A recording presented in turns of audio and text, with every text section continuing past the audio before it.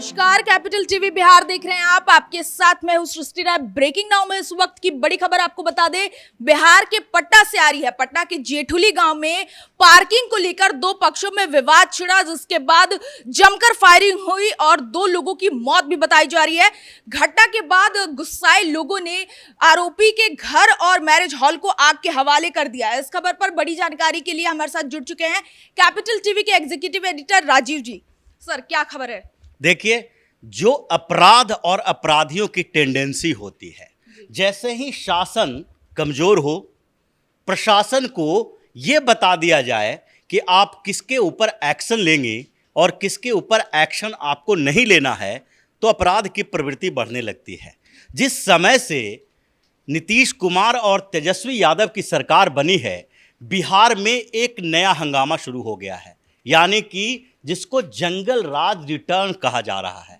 जंगल राज की वापसी हो गई है, क्योंकि अपराधियों का मनोबल इतना बढ़ गया है कि अब उन्हें भय खत्म हो गया उनके अंदर का। अब लगने लगा है कि हम कुछ भी कर दें, हमारे खिलाफ कार्रवाई नहीं होगी। अगर होगी भी तो इतनी छोटी मोटी कार्रवाई होगी जिसके बाद हमारा कद पहले से ज़्यादा बढ़ जाएगा, घटेगा नहीं।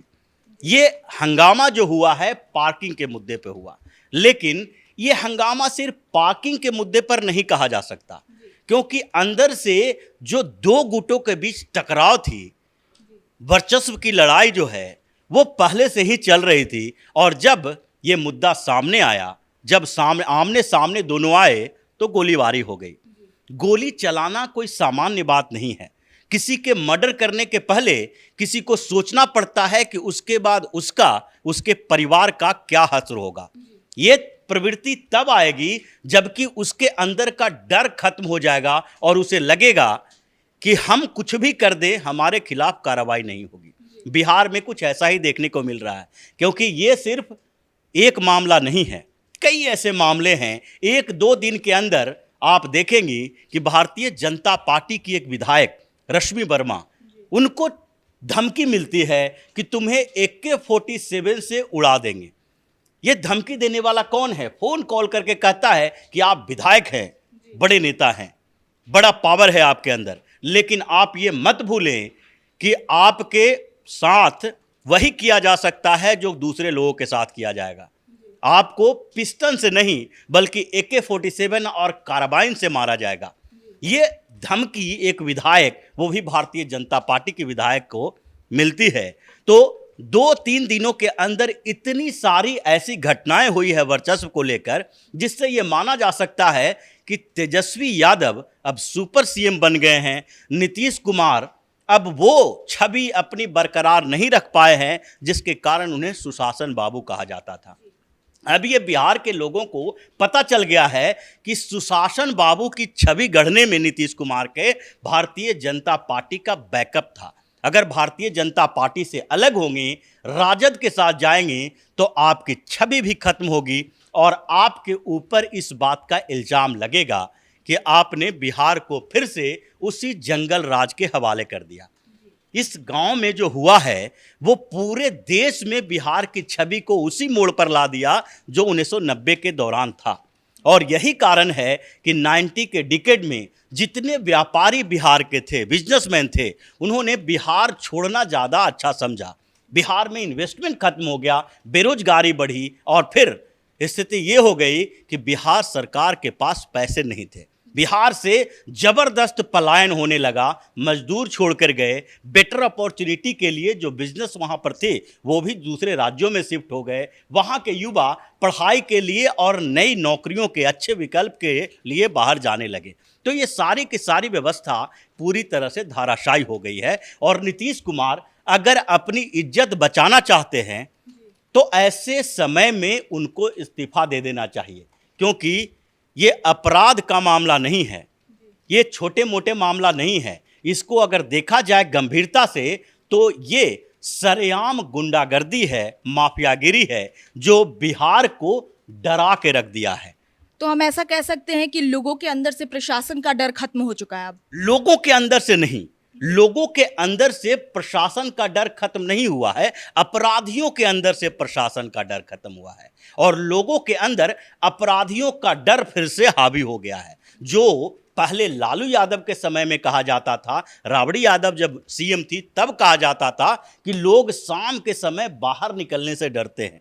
लोगों को लगने लगा था कि अगर हम अपनी संपत्ति का थोड़ा भी प्रदर्शन करते हैं, एक गाड़ी खरीद कर लाते हैं, तो भी वहाँ के आसपास के माफियाओं की नज़र हमारे ऊपर होगी और दूसरे दिन फोन आ जाएगा कि आप इतना पैसा लेकर पहुंच जाइए, नहीं पहुंचेंगे तो आपकी हत्या कर दी जाएगी। ये स्थिति जो 90 के डिकेड में थी, वही स्थिति अब फिर से बिहार में नीतीश कुमार ने ला दिया है। यानी नीतीश कुमार जिस तरीके से पीएम बनने का सपना संजोए हुए हैं और बिहार की कमान तेजस्वी यादव के हाथों में सौंपने की तैयारी कर रहे थे, वो तो पूरा का पूरा बिहार में खत्म हो चुका है। अब मैंडेट बिहार में राजद और जदयू के पास नहीं है, जनता दल यूनाइटेड में ही ऐसे विद्रोह चल रहा है। राष्ट्रीय जनता दल के नेता भी ये सोच रहे हैं कि जो हुआ वो इसलिए हुआ क्योंकि पिछली बार हम जब चुनाव लड़ने गए थे तो सरकार नीतीश कुमार और भारतीय जनता पार्टी की थी। तो अब हम सबको मान लेना चाहिए कि हाँ, बिहार में जंगल राज की एंट्री हो चुकी है। देखिए, एंट्री तो हो चुकी है और एंट्री के साथ अब बिहार के लोग इनको रिजेक्ट भी करेंगे, क्योंकि जो सरकार अभी है वो जनता के समर्थन से नहीं है बल्कि टैक्टिस से है। बिहार की जनता ने किसको मैंडेट दिया था? जनता दल यूनाइटेड और भारतीय जनता पार्टी को। नीतीश कुमार की भी जो सीटें आई है, ऐसे भी उनकी सीटें 50% घट गई है। भारतीय जनता पार्टी से आधी सीटें इनको लोगों ने दिया था, क्योंकि लोगों को उस समय भी इस बात के लिए शंका था कि नीतीश कुमार कभी भी पलट सकते हैं। उससे पहले भी वो भारतीय जनता पार्टी से गठबंधन तोड़ चुके थे और राष्ट्रीय जनता दल के साथ एक बार पहले भी सरकार बना चुके थे। इसलिए लोगों ने ये सोचा कि इनको थोड़ा कमज़ोर करो, अगर कमज़ोर रहेंगे तो दबाव में रहेंगे, अच्छा काम करेंगे। लेकिन कमज़ोर होने के बावजूद ये संभल नहीं पाए और फिर से उन्होंने ये काम कर दिया जो पहले उन्होंने किया था, यानी फिर से पलट गए। लेकिन अगर देखा जाए तो ये समझना चाहिए कि ये जो सरकार बनी है ये जनता के मैंडेट के खिलाफ है। राष्ट्रीय जनता दल को सरकार बनाने के लिए बहुमत नहीं दिया गया था। महागठबंधन जो बनी थी उसको भी सरकार बनाने के लिए लोगों ने नहीं चुना था। लोगों ने सरकार बनाने के लिए जो वोट दिए थे वो नीतीश कुमार और भारतीय जनता पार्टी के गठबंधन को दिए थे। लेकिन नीतीश कुमार ने ये ऐसा टैक्टिकल सरकार बनाई है जिसके बाद ये लोगों को लगने लगा है कि जब हमने वोट दिया भाजपा और जदयू को और सरकार बन गई राजद और जदयू की, और सरकार बनने के बाद जो एक के बाद एक ऐसे ऐसे मामले सामने आए हैं जिसके बाद तेजस्वी यादव की छवि जो सुधारने की कोशिश की जा रही थी, जो बार बार ये कहा जा रहा था कि तेजस्वी यादव युवा नेता हैं। पिछले चुनाव में उन्होंने बड़े बड़े सपने दिखाए थे कि अब वो राष्ट्रीय जनता दल नहीं है जो कभी हुआ करता था लालू के समय में, कभी राबड़ी के समय में हुआ करता था, जिसमें साधु यादव होते थे, सुरेंद्र प्रसाद यादव थे।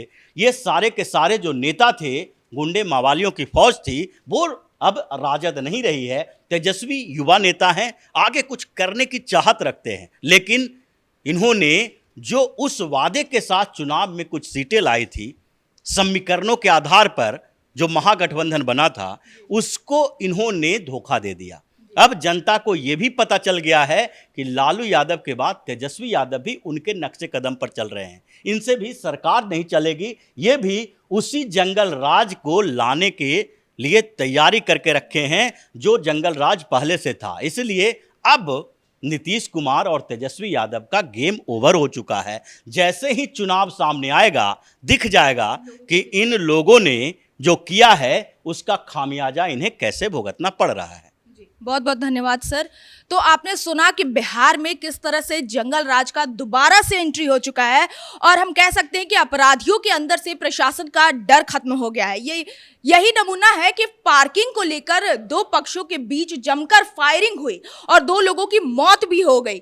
गुस्साए लोगों का मानना है कि प्रशासन मुख्य आरोपी उमेश राय को गिरफ्तार करने में असमर्थ है और गुस्साए लोगों ने मुख्य आरोपी के घर और मैरिज हॉल को आग के हवाले कर दिया। इस खबर में बस इतना ही।